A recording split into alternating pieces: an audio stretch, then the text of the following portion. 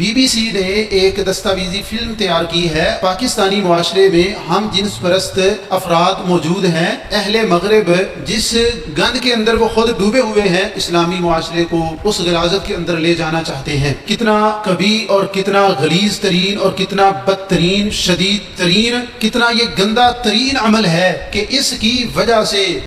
بسم اللہ الرحمن الرحیم۔ معزز سامعین، شادی کے حوالے سے ایک عام سی بات ہے کہ مرد کی شادی عورت کے ساتھ کی جائے گی اور عورت کی شادی مرد کے ساتھ کی جائے گی، یعنی جن سے مخالف کا انتخاب کیا جائے گا۔ یہی فطرت سلیمہ ہے اور یہی دین اسلام کا تقاضا ہے، حکم ہے۔ اللہ رب العزت قرآن حکیم میں ارشاد فرماتے ہیں فَانْكِحُوا مَا طَابَ لَكُم مِّنَ النِّسَاءِ، یعنی مردوں کو حکم ہے کہ تم نے عورتوں کے ساتھ شادی کرنی ہے۔ لیکن اس دنیا میں ایک ایسا گروہ بھی موجود ہے کہ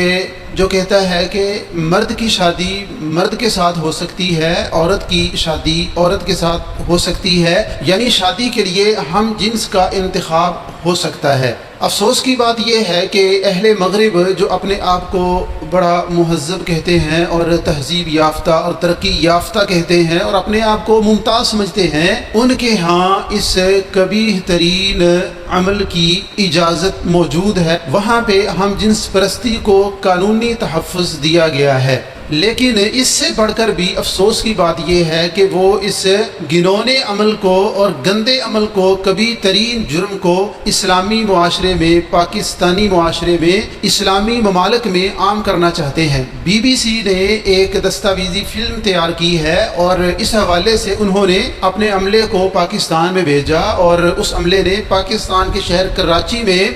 وہاں پر جو لوگ مغربی فکر کے حامی تھے ان سے کچھ انٹرویو کیے اور جن کا بنیادی موضوع ہم جنس پرستوں کی شادی تھا، اور اس فلم کی تکمیل کے لیے انہوں نے ایک خواجہ سراج جوڑے کا انتخاب کیا جو کہ اکٹھا رہتے ہیں اور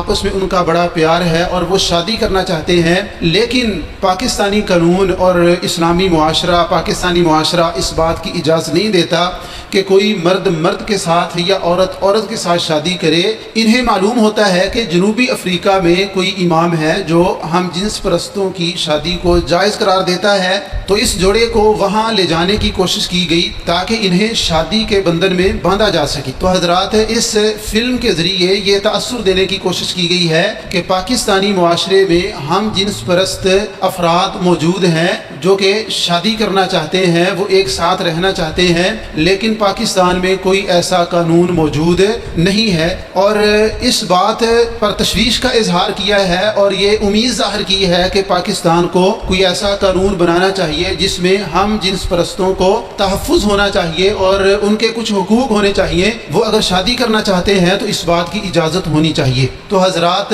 اہل مغرب جس گند کے اندر وہ خود ڈوبے ہوئے ہیں، اسلامی معاشرے کو، مسلم ممالک کو بھی اس غلاظت کے اندر لے جانا چاہتے ہیں۔ تو اس حوالے سے بڑی فکر مندی کی ضرورت ہے اور اس پیغام کو عام کرنے کی ضرورت ہے کہ ہم جنس پرستی کی شادی یہ فطرت کے ساتھ جنگ ہے، یہ الہامی مذاہب کے ساتھ بغاوت ہے۔ تو آئیے دیکھتے ہیں کہ یہ کتنا کبھی عمل ہے اور کتنا بدترین یہ جرم ہے، اور اس حوالے سے ہمارا اسلام ہمیں کیا کہتا ہے۔ دین اسلام رشتہ ازدواج کے علاوہ مرد و عورت کے ہر قسم کے جنسی تعلق کو سخت ترین جرم قرار دیتا ہے جو کہ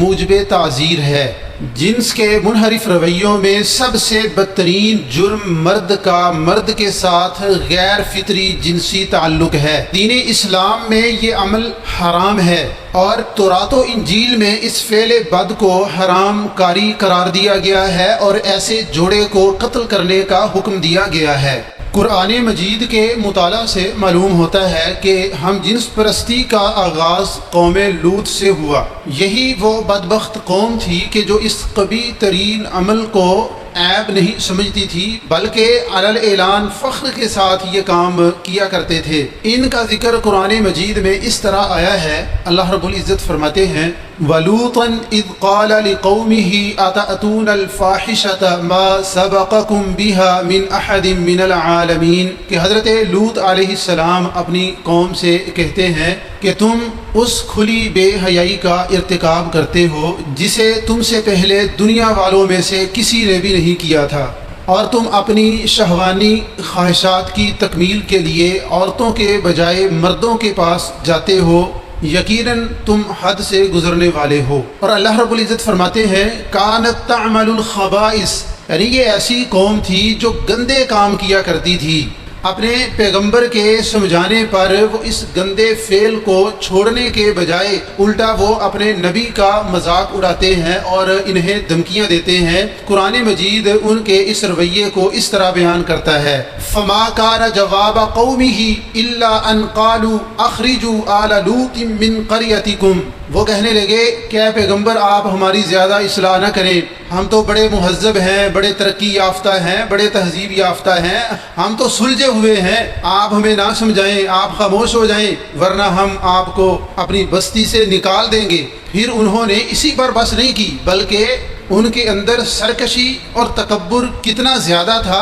کہ وہ کہنے لگے اپنے نبی سے فما کان جواب قومہ الا ان قالوا ائتنا بعذاب اللہ ان کنت من الصادقین، تو ہمیں ڈراتا رہتا ہے کہ باز آ جاؤ ایسے کاموں سے ورنہ اللہ کا عذاب آ جائے گا، وہ عذاب لے آ، ہم اس فعل سے باز آنے والے نہیں ہیں۔ چنانچہ اس فعل بد کی وجہ سے قوم لوط پر پھر وہ اللہ کا عذاب آتا ہے، اور ایسا عذاب ان پر آیا کہ اس کائنات میں، اس دنیا میں کسی اور قوم پر اتنا سخت عذاب نہیں آیا جتنا سخت عذاب قوم لوط پہ آیا۔ اللہ فرماتے ہیں فلما جاء امرنا جعلنا عاليها سافلها وامطرنا عليها حجارة من سجيل منضود، کہ جب ہمارا حکم آ پہنچا تو ہم نے اس بستی کو زیر و زبر کر دیا اور ان پر کنکریلے پتھر برسائے جو تہ بتہ تھے۔ ان آیات کے ذریعے اللہ رب العزت ایسے لوگوں کو جو اس گندے کام میں ملوث ہیں، جو ہم جنس پرستی میں ملوث ہیں، ایسے لوگوں کو، اور جو اس پر خاموش تماشائی بنے ہوئے ہیں، ایسے لوگوں کو خبردار کر رہے ہیں کہ تم ایسے کاموں سے باز آ جاؤ ورنہ جس طرح قوم لوط پر اللہ کا عذاب آیا تھا ممکن ہے کہ تم پر بھی ایسا کوئی عذاب اللہ کی طرف سے آ جائے۔ اعاذنا اللہ من۔ قوم لوط کی یہ بستیاں سدوم اور عمورہ یہ اردن میں اس جگہ پہ واقع ہیں جسے آج بحر میت، بحر مردار یا بحر لوط کہا جاتا ہے۔ یہاں پہلے کوئی سمندر موجود نہیں تھا، جب عذاب آیا تو زمین کا تختہ الٹ دیا گیا اور سخت قسم کے زلزلے اور بوچھال آئے، جس کی وجہ سے یہ زمین کا ٹکڑا تقریباً 400 میٹر سمندر کے نیچے چلا گیا اور پانی ابھر آیا، جسے آج بحر مردار یا بحر میت کہا جاتا ہے۔ تو حضرات یہ ہے اس جرم کی، جنس پرستی کی سنگینی جو قرآن مجید نے بیان فرمائی ہے۔ اب اس کے بعد ہم آتے ہیں رسول اکرم صلی اللہ علیہ وسلم کے فرامین کی طرف کہ پیکر شرم و حیا جناب محمد رسول اللہ صلی اللہ علیہ وسلم اس کے بارے میں کیا ارشاد فرماتے ہیں۔ آپ صلی اللہ علیہ وسلم نے بھی اس پر سخت ترین وعید بیان فرمائی ہے۔ فرمایا کہ ایسا شخص ملعون ہے، لعنتی ہے، جو قوم لوط والا کام کرتا ہے، قوم لوط والی بد کرداری کرتا ہے، قوم لوط والی ہم جنس پرستی کرتا ہے۔ اور آپ نے فرمایا انی اخاف ما اخاف علی امتی، سب سے زیادہ خوفناک چیز جس کا مجھے اپنی امت پر اندیشہ ہے کہ کہیں وہ اس عمل میں مبتلا نہ ہو جائے، فرمایا کہ وہ قوم لوط کا عمل ہے۔ تو آپ دیکھیں نبی پاک صلی اللہ علیہ وسلم فکر مند ہیں، اور آپ صلی اللہ علیہ وسلم نے اس عمل کی مختلف سزائیں بھی بیان فرمائی ہیں۔ آپ نے فرمایا من وجدتموہ یعمل عمل قوم لوط فاقتلوا الفاعل والمفعول به، جو کوئی اس جرم میں ملوث ہوگا تو فاعل اور مفعول دونوں کو قتل کر دیا جائے گا، یہ اس جرم کی سزا ہے۔ اور آپ صلی اللہ علیہ وسلم نے فرمایا کہ جو کوئی اپنی بیوی یا کسی مرد سے یا کسی لڑکے سے بدفعلی کرتا ہے، فرمایا قیامت کے دن اس کے جسم سے مردار سے بھی گندی بدبو آ رہی ہوگی اور اس کے تمام اعمال کو ضائع کر دیا جائے گا، نفلی اور فرضی عبادات قبول نہیں کی جائیں گی، اور آگ کے ایک صندوق میں بند کر کے اسے جہنم میں پھینک دیا جائے گا۔ یہ سزا ہے ہم جنس پرست کی، یہ سزا ہے ایسے بندے کی جو قوم لوط والا عمل کرتا ہے۔ احادیث سے معلوم ہوتا ہے کہ قرب قیامت یہ روگ ہم جنس پرستی والا لوگوں میں عام ہو جائے گا، اور اس وقت پھر اللہ کی طرف سے ہلاکت کا فیصلہ کر دیا جائے گا۔ رسول اکرم صلی اللہ علیہ وسلم نے ارشاد فرمایا کہ جب میری امت میں 5 چیزیں عام ہو جائیں گی تو فرمایا کہ ان کی ہلاکت کا فیصلہ کر دیا جائے گا۔ ایک دوسرے پر لعنت کرنے لگیں، شراب پینے لگیں، ریشم کا لباس پہننے لگیں، گانے والیاں رکھنے لگیں، اور اپنی شہوانی خواہش کو پورا کرنے کے لیے مرد مردوں پر، عورتیں عورتوں پر اکتفا کرنے لگے، تو اللہ رب العزت کی طرف سے ایسی قوم کی پھر ہلاکت قریب ہے۔ اور رسول اکرم صلی اللہ علیہ وسلم نے ارشاد فرمایا کہ لوگوں کا زمین میں دنسنا، صورتوں کا مسخ ہونا اور پتھروں کی بارش ہونا جب تک نہ پایا جائے گا اس وقت تک قیامت نہیں آئے گی۔ صحابہ کرام نے پوچھا اللہ کے رسول یہ عمل کب رونما ہوں گے؟ تو رسول اکرم صلی اللہ علیہ وسلم نے کئی چیزوں کا ذکر کیا، جن میں ایک چیز یہ تھی کہ جب جنسی حوالے سے مردوں پر اکتفا کرنے لگ جائیں گے اور عورتیں عورتوں پر اکتفا کرنے لگ جائیں گی، ہم جنس پرستی عام ہو جائے گی، تو اس وقت زمین میں دنسایا جانا، شکلوں کا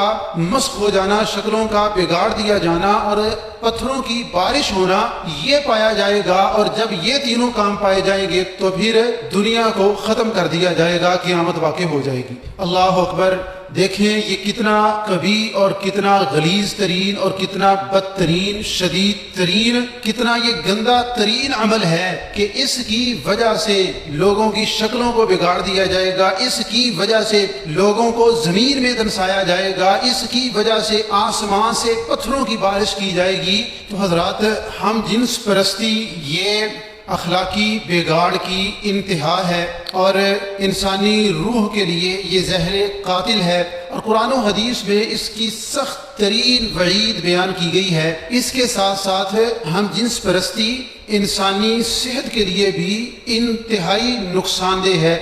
اس کی وجہ سے انسان کو ایک ایسی بیماری لگ سکتی ہے کہ جس کی وجہ سے بندے کا پورا مدافعاتی نظام وہ بالکل کمزور ہو جاتا ہے اور بندہ بالآخر موت کے منہ میں چلا جاتا ہے، جسے ایڈز کہتے ہیں۔ اور رسول اکرم صلی اللہ علیہ وسلم نے اس حوالے سے بھی ہمیں بریف کیا ہے۔ آپ نے فرمایا کہ جب کسی قوم میں فحاشی عریانی عام ہو جائے، اس میں طاعون کی بیماری پھیل جائے گی اور اس طرح کی بیماریاں پھیل جائیں گی کہ جو ان کے آباء و اجداد میں نہیں تھیں۔ اور اس حوالے سے امریکی اداکار راک کا حوالہ بھی ہمارے ذہن میں ہونا چاہیے، جو کہ بڑا خوبصورت تھا اور کروڑوں میں کھیلتا تھا، لیکن یہ ہم جنسیت میں مبتلا ہو گیا اور کئی افراد کے ساتھ اس نے جنسی تعلقات قائم کیے، جس کی وجہ سے یہ بندہ ایڈز میں مبتلا ہو جاتا ہے اور بالآخر یہ مر جاتا ہے۔ یہ ایک واقعہ رپورٹ ہوا، ہم جنس پرستی کی وجہ سے بندے کو ایڈز ہوتا ہے۔